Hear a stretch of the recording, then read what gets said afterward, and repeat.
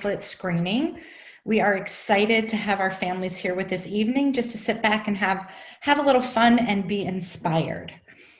So before 15-year-old Rena Goldberg passed away from mitochondrial disease, she wrote a film, The Magic Bracelet. It was her dream to see her film on the big screen in Hollywood and raise awareness about mitochondrial disease. Thanks to Tamika Lamison, founder of Make a Film Foundation, who is joining us live from LA, Rena's dream came true. The Magic Bracelet was produced in LA in December 2012 and had its Hollywood red carpet premiere in May of 2013. Rena's film script was adapted into a short film by Oscar-winning Diablo Cody and directed by John Pohl. And Diablo will be joining us here tonight as well. Rena's parents, Stacy and Ari Goldberg, have worked tirelessly to continue to share Rena's movie and her incredibly inspiring story to raise awareness of mitochondrial disease and encourage others living with the rare disease. Also here to introduce tonight's screening of The Magic Bracelet is Dr. Mark Corson, who served as the film's medical advisor, now you're directing films, Mark, a medical advisor, and guided Rena's treatment. We are honored to share Rena's film with each of you and hope you are as inspired by her as we have been, by her courage and her incredibly huge heart. Tonight's screening of The Magic Bracelet will be introduced by Dr. Corson. But right now, please join me in welcoming Rena's parents, Stacy and Ari Goldberg. So thank you, Kara. We are so thrilled to be with you. And, initially when word came that the conference wasn't going to be happening in the way that we all thought, we were so disappointed because we had been looking forward to coming together. And so thanks to this wonderful technology, we're glad that in addition to all the unbelievable educational sessions that you've had as part of the conference, that we can give you a little bit of a fun evening that is very much within the spirit of the conference as well. I'm going to let Dr. Corson do the lion's share of this introduction. But the one thing that I did want to say in particular is that not only was Dr. Corson, Rena's primary mito doctor and clinician and medical advisor for the film, but it was really his attitude that he helped to instill in Rena that gave her the will and purpose in wanting to share a story. And as you'll learn, it's not her story. It's not her personal story. It's her imaginative story. But to share her story and to get awareness about mitochondrial disease, awareness about what sick kids are still very much capable of doing. And the only other thing before he starts is a little background. So first, we're going to be sharing with you the behind the scenes documentary, which is about 20 minutes. And that tells the story of Rena, the journey of how the film itself got made. Pieces of that are a little emotional and deal with some, slightly heavy issues. But when we get to the film itself, which will be immediately afterwards, which is 18 minutes, that is very much a fun Disney Channel-esque type film, which was exactly what she wanted. So if you've got a family and kids that are watching as well, don't get nervous about the behind the scenes when it's not as fun per se, because the movie itself certainly very much is. And with that, Dr. Corson. Thank you, Ari. Thank you for those kind words. I'm going to turn things around a bit. Where do doctors learn? Where do they get most of their teaching? It's not in medical school. It's not from a lecturer. It's not from a book. Patients and families teach us.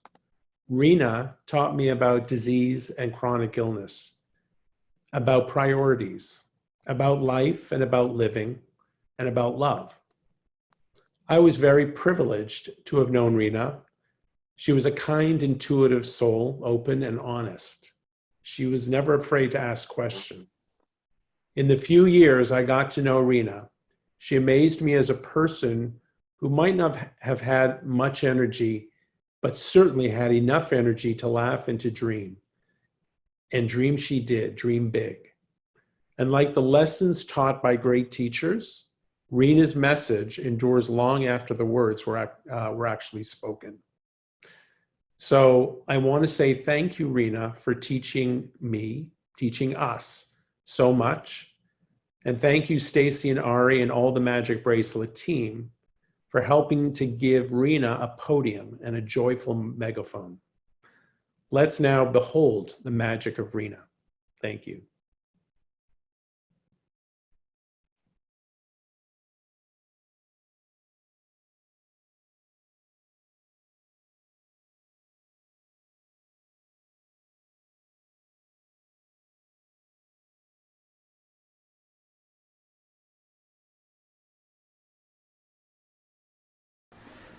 Be positive.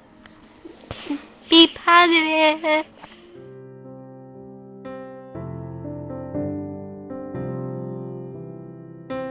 So I guess you could say the Magic Bracelet was born on July 2nd, 2009, when Mitch sent to Rena the following message. Hey Rena, happy 4th of July. All right, Missy, now we have to get serious. Remember months ago I wrote to you about writing a play or making a movie with your help? Just when you have a minute, engage that brilliant creative mind of yours and toss me an idea. And even though Mitch told Rena she could take her time, within a day or two, an email went out to him with various ideas, and everything took off from there. Hi, Diego. You living life? You like it? Oh, you love it? Mitochondrial disease is a multi-system disorder. Mitochondria are the little power plants of the cell, and they control energy production for every cell in the body. For Rena, unfortunately, she had different systems that were affected by the mitochondrial problem that she had. So the biggest thing that I dealt with, and the family did, I think, was the endurance factor for her for a long time. She's a dreamer who, just after her 15th birthday, lost her ability to be able to produce films and write films and direct films for the world to see. And Rena took her task very seriously, but it was more than just that for Rena. It wasn't just coming up with a fun story. She somehow realized immediately the power that a movie could have. Rena is, to me, such an unbelievably inspiring person.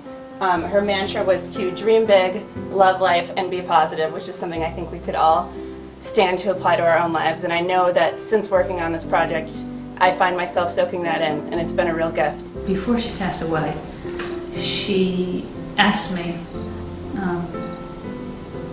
and had me promise to take care of her movie.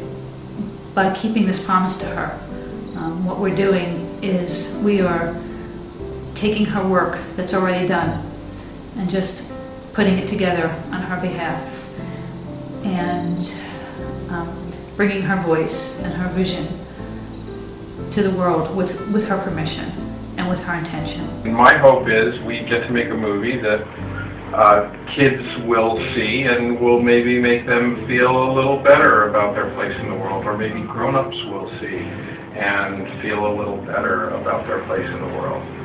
If she was the one standing behind the camera at this time and she was asked how she felt about the fact that her script was being taken into production, she would have one simple word, and that word would be cool. Rena did not want pity or sadness, and this is not going to be a sad movie.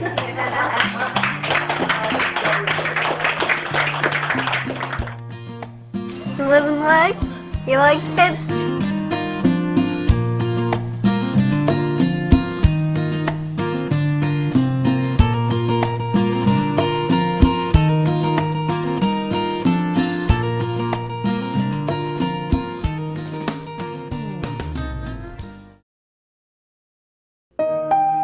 There you were one morning.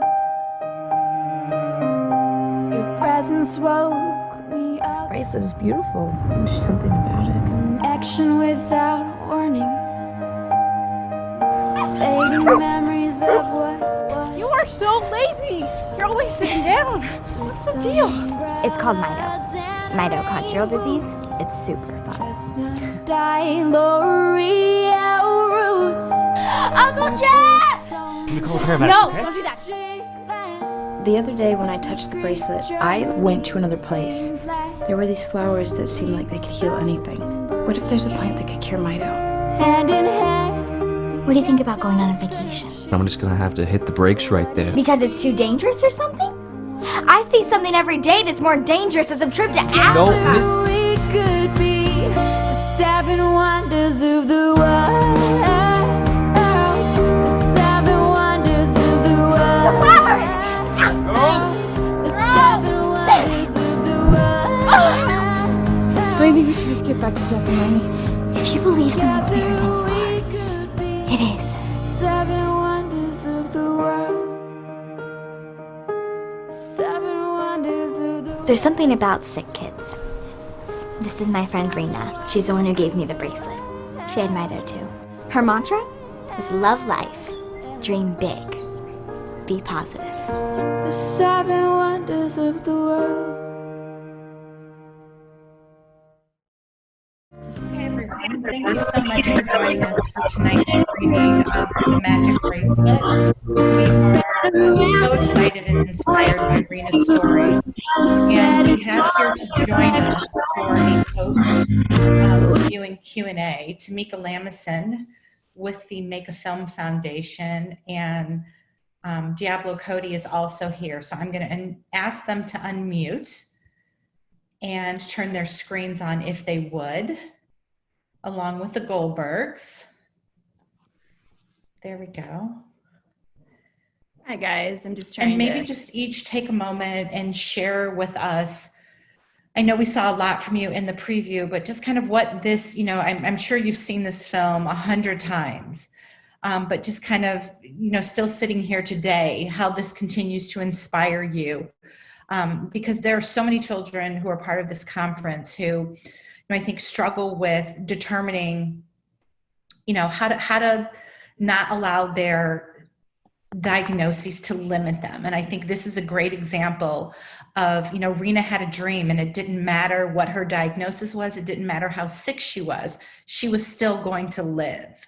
And that's what we want our families here to know, is that, we want you to try as best you can to live your best life despite your diagnosis. So I just would love to hear from you guys about how this continues to inspire you, and sharing that message with the rest of our families.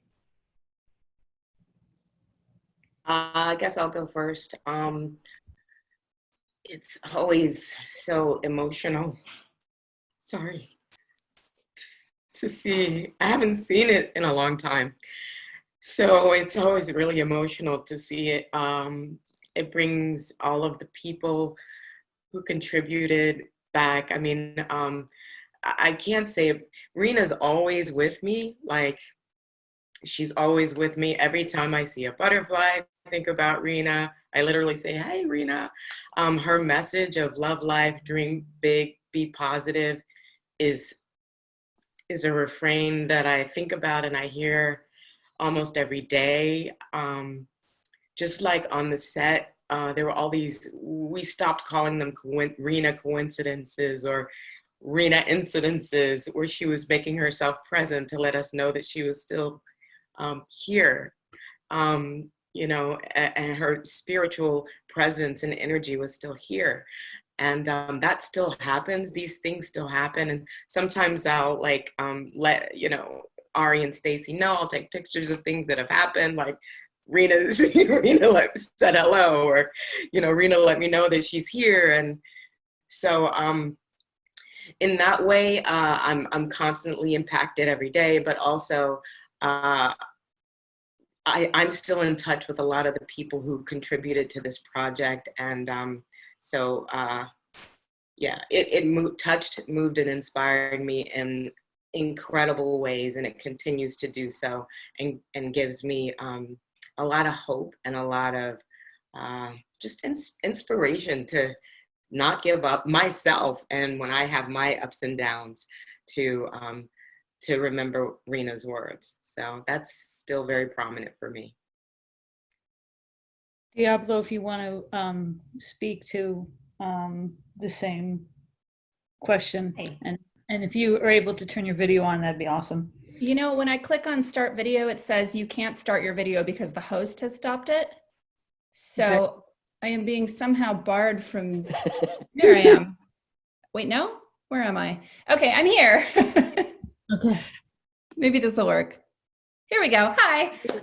You know, working on this project, it was one of the great privileges of my life, because I cannot imagine a more brilliant, honestly, collaborator than Rena. And I never had the opportunity to work with her in the traditional sense, but I have felt throughout this whole process and many years later that we were always in creative communion somehow while I was working on this, because anyone who is involved in this project can attest her spirit is all around us all the time, and the signs are frequent, and it's just, I guess it's fitting that this movie is the Magic Bracelet and that it's about magic, because this whole process was truly magical. And I just think that the story that Rena came up with was so compelling, and especially for, you know, a woman as young as she was, a young girl, she really had a special talent, and I being able to collaborate with her was really an honor, and still is. Well, actually, I'll say my favorite quote that Diablo shared with us at the very beginning is that she met Rena somewhere between heaven and earth in working on the adaptation of the script. That is really how it felt. This is truly a magical project, and I get really, seeing the movie just now, I got really overwhelmed, because I just thought, wow, I can't believe that this is something that I got to do, to work on behalf of a person who had that kind of strength. Ari and Stacy, can you talk a little bit about, to the parents, and having a child with a rare disease, and the challenge of finding that balance of giving her the independence and letting her spread her wings to do what she dreamed of doing, but also making sure she's safe and, you know, protecting her, and, you know, the challenges that we all as parents face. But especially with a child with a rare disease, there's a fine balance there. And you want to allow them to do all the things their heart desires, but you also want to protect them. So can you talk a little bit about, to the parents, how you helped balance that with Rena, and any suggestions you might have as they're dealing with that? And, you know, should I allow my kid to play sports, whatever it is that their passion might be, to know it's okay to let them experience those things. Stacy, why don't you start? Okay. Mark Corson, who introduced the film, wasn't able to be with us on the panel, but he was her mito doctor, and he was the one that really led us in terms of that piece, because he always talked to us about decision making, and the decision is thinking about the risk and the benefit. And is it, you know, if it's something big, that your kid really wants to do, you might save up your energy for the week to be able to do this phenomenal thing, knowing that there's going to be a consequence, and the consequence might be that they might sleep for a day, or they might be tired for a day. But as long as the benefit outweighed the risk, often the benefit was really, really incredibly tremendous. And you usually know that, to listen to your child and be open and what they want to do and what's important to them, and having that conversation, if you can have that conversation with them, and if you can't have that conversation with them, you know, have a conversation as a family to try to determine that piece. But the other thing that he taught us was that, you know, as you go through this unpredictable disease and face the so many challenges that you have, the question is always in your forefront. What can you do in this moment? Maybe in this moment, as maybe something has shifted. What can you do in this moment to make sure that you have love and beauty and laughter in your life? And so that was something that we always led with. And we were also pretty honest with Rena in terms of what was happening to reduce her frustration a little bit. But I'll let Ari finish. Yeah, well, and I think to the first part of Kira's question as well is, you know, Rena would get so frustrated, and I'm sure so many of you know, your children and the children who may be listening in on right now as well, that there are other diseases that get a lot more publicity.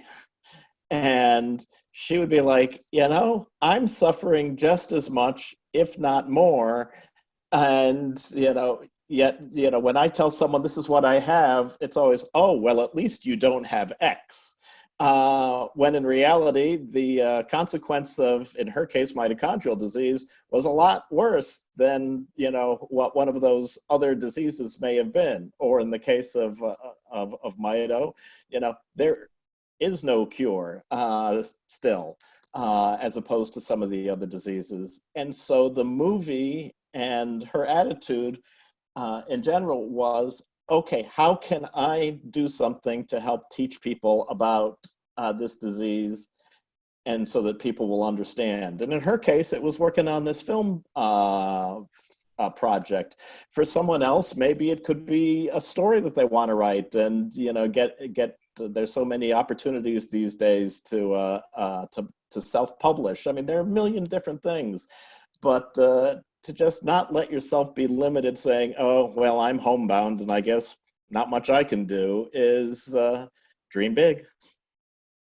And Tamika, you know, the Mega Film Foundation, that's what the foundation's all about. The foundation's really about letting these kids be kids.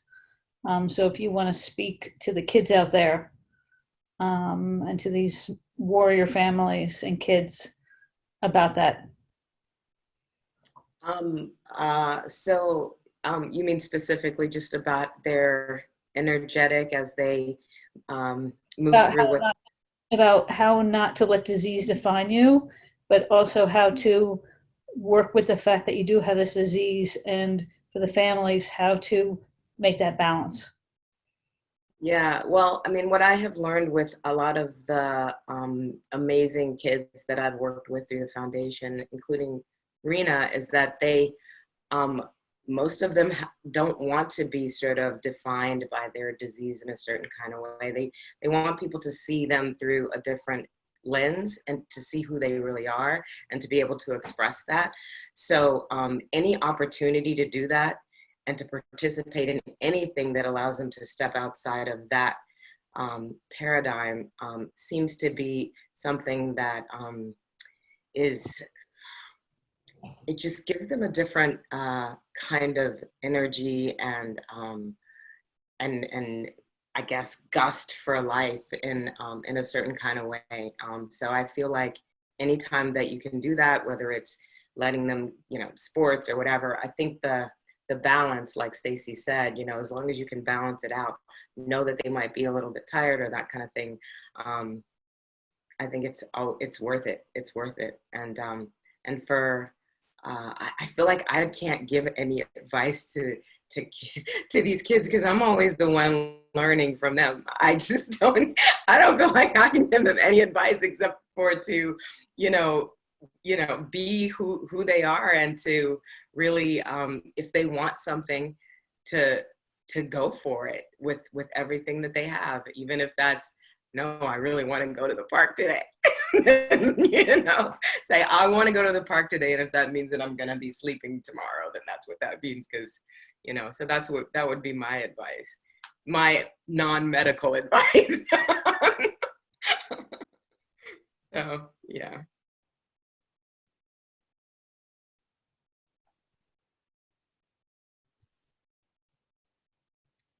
Kira, you're on mute. You're on mute, Kira.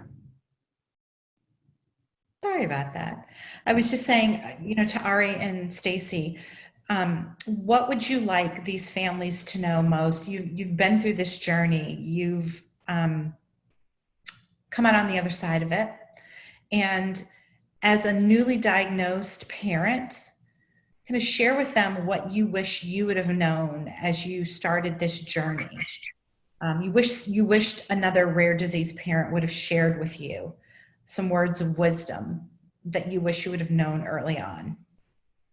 Well, I will go first, and I just had this conversation with someone yesterday at the conference, is that despite the fact that we have a long road to go to, and we're not in a place where the world knows the word mitochondrial disease or the disease your child has, know that you're not alone. And with MitoAction and through other things, there's a tremendous ability to be able to connect with people, and that's what gives you your strength. Because in order to get through it, to walk through it, you need to lean on your village, and your village is going to become those other families that are walking the path with you. And so that's really super important to know that you're not alone. And especially in today's world, we weren't in a place where they had the specific genetic testing, but in today's world, a lot of families in the beginning here, you're the only one in the world with this mutation. Your child is only 1 in 100 that this, or your child is 1 in 1,000 in this. That's just talking about their genetic mutation. It does not mean that you're alone and that it's different. There are other people experiencing the same thing that you're experiencing. And the other thing that I want to say is, and this is really important, if any doctor gives you a prediction about the future of your child, unfortunately, that doctor doesn't have enough knowledge yet about this disease. Because the one thing that Mark Corson taught us, which is very true, and we've heard from the top of the world, is that this is a unpredictable disease of an unknown path. And the end, and the one thing is to keep into your head is that there's always hope, and to really hold on to that hope. And that is very, very much true in today's world. And if you have, what I would say to a newly diagnosed person is you have to have a tremendous amount of moxie to be able to build an incredible team around you and not be afraid of the white coats. They're just people. They just have a different job than you. But you have an equal or more important job, or an equal job, to know what's right and follow your heart. And create a team for yourself that is going to support you and your family and your child, that listens to you and that does what's best for your child, for them to live. I'll let Ori finish. Yeah, I guess to piggyback on that just a little bit, in terms of putting together the team that is right for you, is to also keep in mind, you may live in a community with a, well-renowned children's hospital or whatnot, and there may be some wonderful doctors there. And if there are wonderful doctors there that can help you treat your child, great. But on the other hand, there are a plethora, more than a plethora, of different rare diseases, and every hospital, every doctor cannot be an expert in all of them. And I know in our case, and I've certainly met with other people as well, that we ended up finding that we were getting better treatment at a smaller hospital, and from doctors who were willing to take guidance from and learn from experts, in our case, such as Mark Corson, and that was more important than going to the hospital with the big name on it. And so that's part of really having the moxie to put together that team. Many of your friends that are not dealing with this will automatically say, oh, you should be going to X place because I know that, you know, they're in the top 15 in the nation, according to U.S. News and World Report or whatever.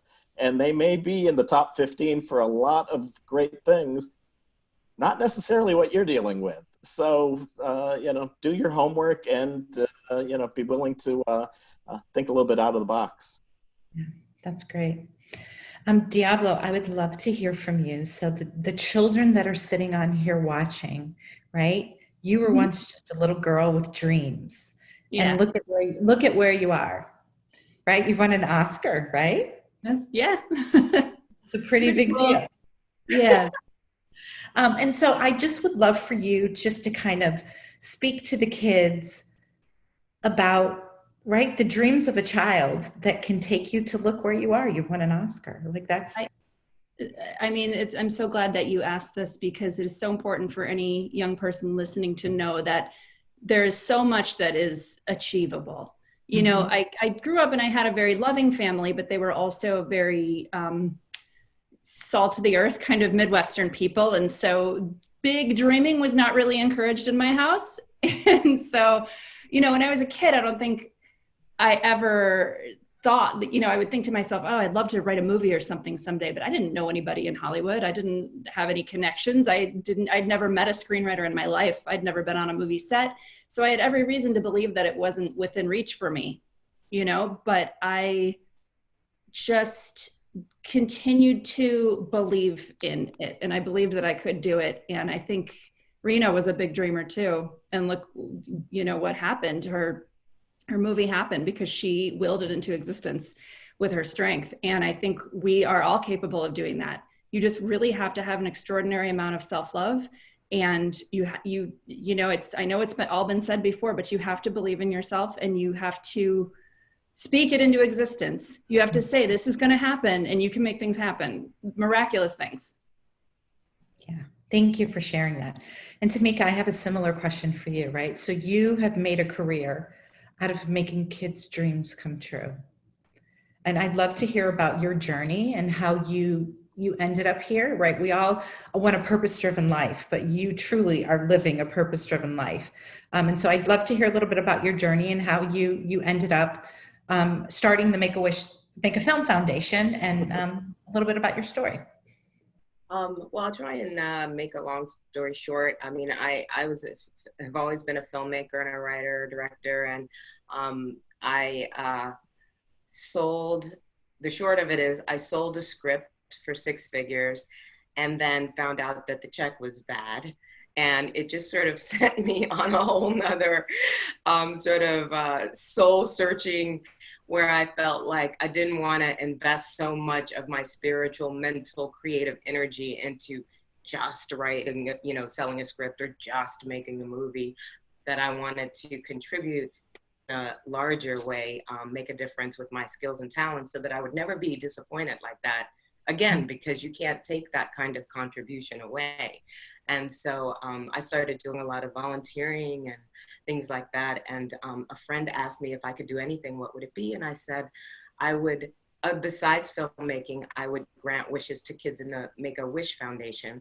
And so I thought I could combine those 2 passions and, you know, voila, Make a Film Foundation was born out of that. And I can honestly say that when I'm working with and serving with Make a Film Foundation, I feel like I am truly, truly living a purpose beyond anything that I had ever imagined or really dreamed that I could be a part of. And so, yeah, I'm grateful for it. Well, we're grateful for you because you really are helping so many children that have these dreams that never ever imagined. I mean, who would have ever thought Rena would be on the big screen, and here we are, and you made that possible. So we are grateful for you. Truly, truly grateful. Diablo, can you tell me a little bit about a slogan? Love life, dream big, be positive. Oh, you're muted. Mute it. Sorry, I don't want anyone to hear my barking dog. That was Rena's slogan, and I was kind of told from the beginning with the initial creative brief that it was very important to kind of capture the sentiment of that slogan in this film. So I thought, okay, I know this has got to be positive. I know that the scope of it has to be big and ambitious, and we're going to go to the rainforest. And it's just, I mean, talk about words to live by. I mean, it's something I think about all the time. It's just to be able to have that kind of positivity and love in your heart when you're living under such difficult circumstances. I tried to take that spirit and just sort of channel it into the script because, yeah, I knew that the message of this movie had to be really, it just had to be positive. I think the word that comes to mind really is indomitable, the indomitable spirit of Rena. And she really, that slogan just says it all. Wonderful, thank you. So Ari and Stacy, any other last thoughts that you'd like to share with everybody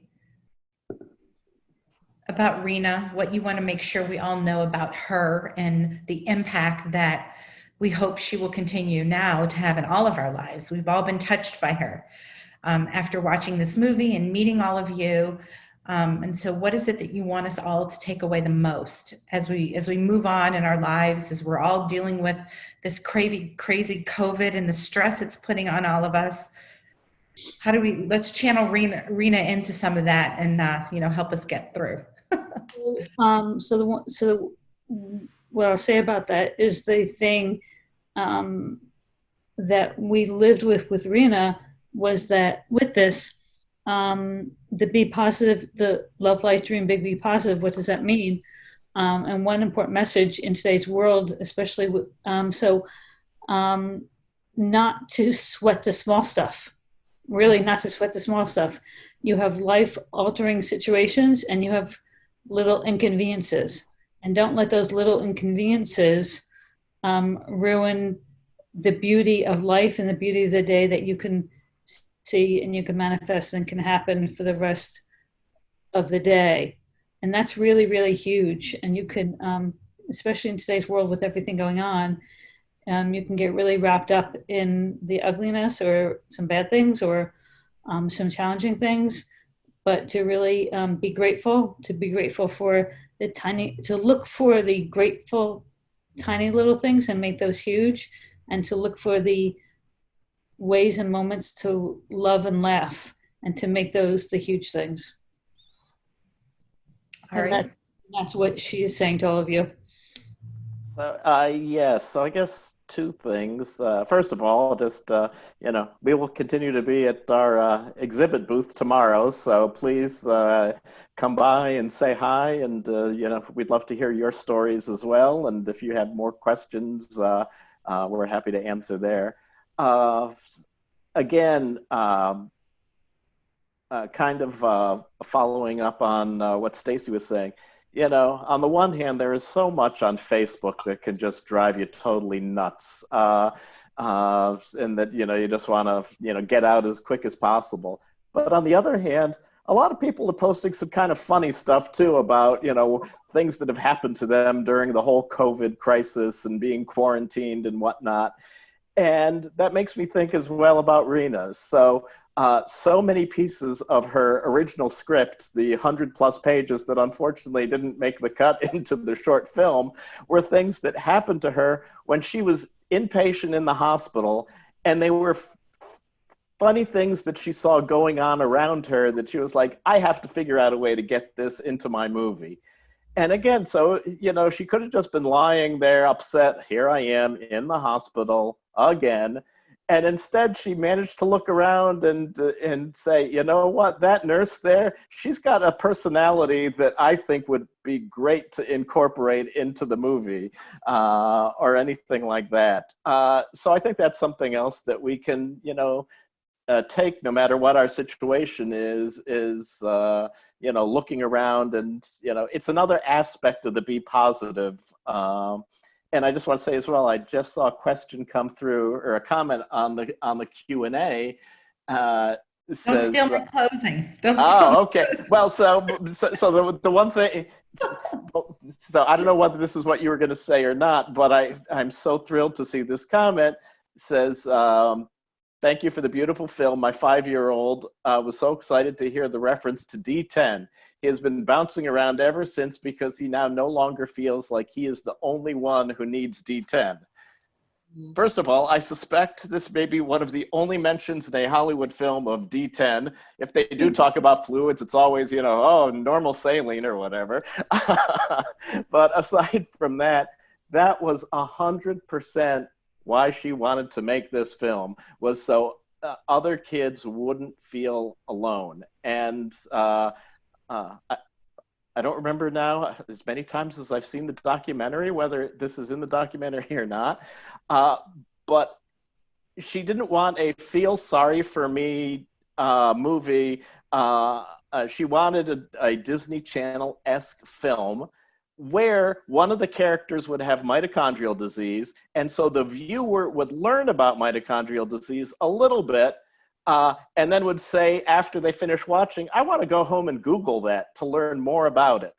But she didn't feel the need to hit you over the head, but she also wanted the all aspects of the script to be medically accurate. So hence, the D10 mention, and very, very long story short, Bailey Madison's character with the G-tube, and the Hollywood folks were complaining because the G-tube didn't look good on camera, and we're like, tough, that's the way a G-tube looks. So thank you for that comment on the Q&A. Yeah. So, and just to add to that, well, before I close, I just want to make sure, do any of our panelists have any last words they'd like to share with the group? No. So I'll go back to the comment, and I hope everybody knows, you take that comment and you pair it with Rena's slogan of love life, dream big, and be positive, and just look in such a brief moment how you can change someone's life. I don't know tears, no tears. I see you, Diablo, taking a deep breath. but truly, that's what I hope everyone takes from this, is living by that mantra. Because you never know what someone's dealing with. You never know how tough their life is. You never know what their struggles are. And just a little bit of kindness, sometimes just sharing your story to let people know they're not alone. And I hope that's what this conference has done for our FOD families. I hope you guys all know you're not alone. We're here. We're here for you, and you never have to walk this journey by yourself. So with that, before I start crying, I thank you all for your time tonight. Diablo, Tamika, thank you so much for joining us from LA. We really, really appreciate all that you do and the dreams that you guys are making come true. It truly will never be forgotten.